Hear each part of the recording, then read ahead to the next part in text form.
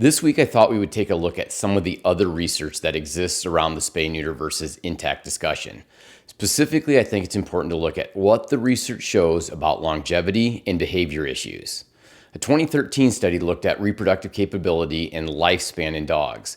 This was also a medical record-based study looking at 20 years worth of data in more than 40,000 dogs, so a significant sample size. The short summary of this article is that sterilization is associated with an increase in lifespan. Interestingly, they found that sterilized dogs are much less likely to die from infectious disease, and that sterilized dogs died more commonly of cancers and immune-mediated diseases.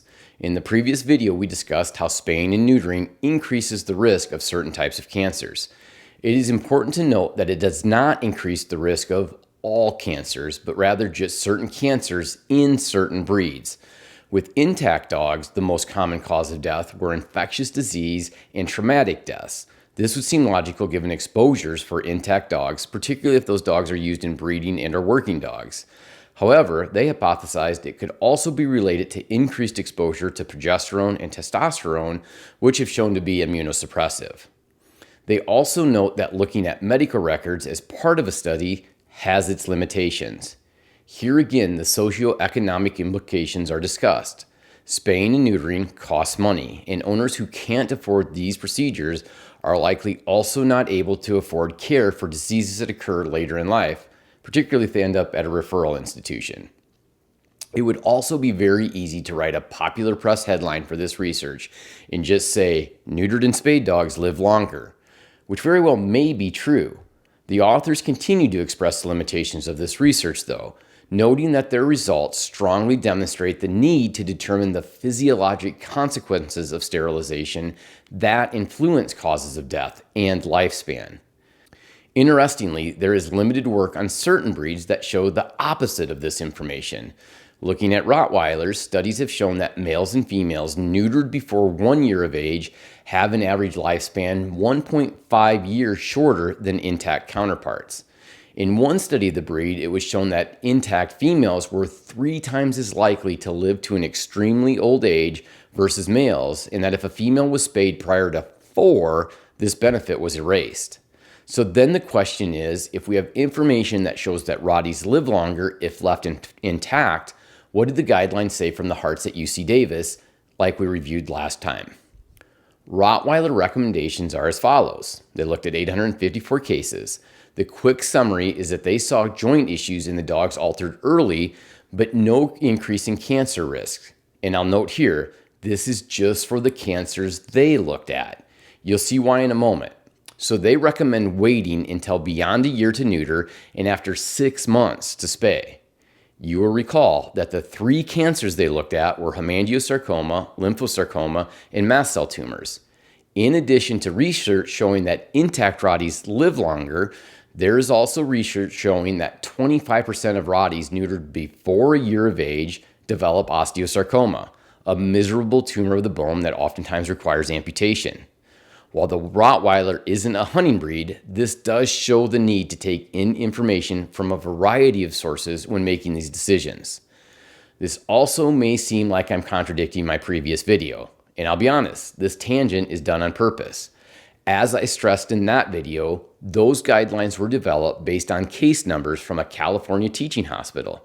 The Rottweiler studies referenced here were out of Western Canada, Michigan, and other databases.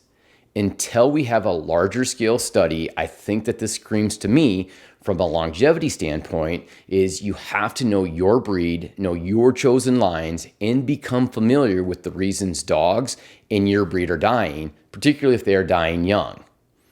In addition to lifespan, the other area that has been looked at somewhat extensively is the behavior consequences of spaying and neutering. One such study was a survey looking at whether aggressive behavior towards familiar people, strangers, or other dogs was significantly different in dogs altered at various ages versus intact dogs. They looked at over 15,000 surveys, and after eliminating some of those surveys to keep the data clearer, they still evaluated over 13,000 responses. The results are as follows. Spay and neuter at any age did not show a change to aggression to familiar people or dogs. Dogs altered between 7 and 12 months of age were 26% more likely to show aggression towards strangers, which resulted in a low but significant increase in moderate to severe aggression across all of the altered categories. You'll note back in the very first video in this series that I stated one of the main historic reasons for recommending spaying and neutering was to deal with aggressive issues. This study would appear to debunk that and actually may show that the opposite might be true. So let's get back to hunting breeds and take a look at a study that looked at Vizslas. This study looked at spay and neuter effects on cancer and behavior. This was a survey-based study and looked at 2,505 dogs born between 1992 and 2008. Based on the survey results, dogs that were spayed or neutered at all time windows, so less than 6 months, 7 to 12 months, and greater than a year, had a significant increase in odds of developing mast cell cancer, lymphoma, all other cancers, all cancers combined, and fear of storms compared with the odds of sexually intact dogs. Females spayed at less than 12 months of age and males and females altered at greater than 12 months of age had significantly increased odds of developing hemangiosarcoma compared with the odds for sexually intact dogs.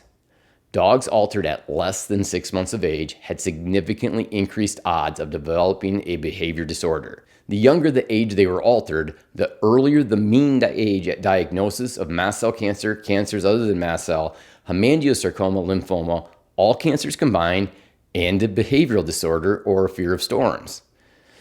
It is worth mentioning that behavioral problems were primarily fears and anxiety, such as fear of storms and gunshots, as well as increased arousal, such as aggression and hyperactivity. It might be tempting to make a joke here about Vizslas and neurotic behaviors, but unfortunately, it's possible that some of that reputation is man-made through these spay and neuter decisions that we've historically recommended.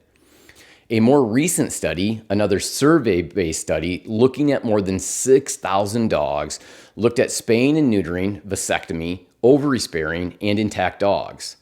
Longer exposure to gonadal hormones, regardless of reproductive status, was associated with reduced odds of general health problems and both problematic and nuisance behaviors. Interestingly, it was also associated with an increased lifespan. Here again, we see some conflicting information from the study we opened this video with, showing sterilized dogs had a longer lifespan versus this study showing an increase for dogs that have longer exposure to hormones. For me, this boils down to one simple statement, and that is, there is still no perfect answer. We are gaining all kinds of knowledge to help us inform our decisions, but at the same time, there exists even conflicting information within these new recommendations and studies. This is an individualized decision with a lot of factors to consider, and for some breeds, even more factors than others. In the next video, I'll take a stab at distilling this all down and how it might look in the real world. With the last video of the series, I'll get to where my recommendations stand. If you're interested in the references I consulted for this video, head over to my website and look for the blog post of the same name. The references will be at the end of that post.